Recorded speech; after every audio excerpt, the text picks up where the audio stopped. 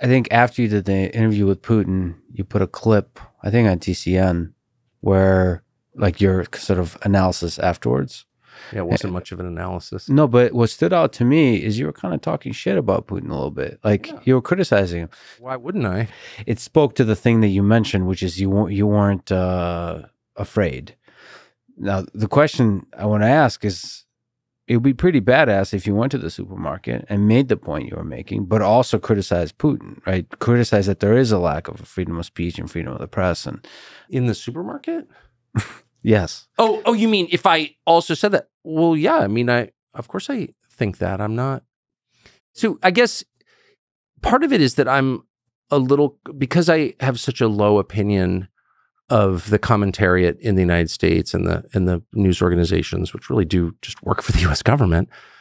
I mean, I really see them as I did Izvestia and Pravda in the 80s. Like, they're just organs of the government, and I think they're contemptible. And I think the people who work there are contemptible, and I say that as someone who knows them really well personally.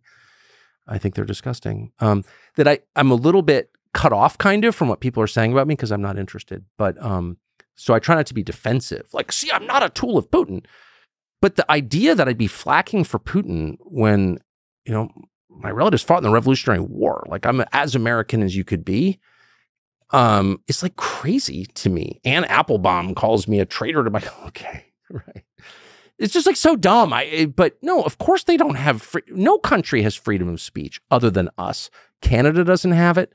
Great Britain definitely doesn't have it. France, Netherlands, these are countries I spend a lot of time in. And Russia certainly doesn't have it. So that's why I don't live there.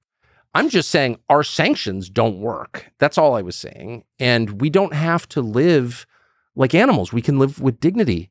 Even the Russians can do it. That's kind of what I was saying. Even the Russians under Vladimir freaking Putin can live like this. And no, it's not a feature of dictatorship. That's the most, I think, discouraging and most dishonest line by people like Jon Stewart, who really are trying to prepare the population for accepting a lot less. He is really a tool of the regime in a sinister way, always has been. Like, how dare you expect that? What are you, a Stalinist?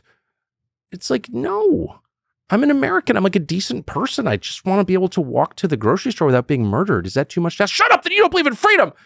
It's really dark if you think about it, you know? So there is a fundamental way which you wanted Americans to expect more. You don't have to live like this. We don't have to live like this. You don't have to accept it.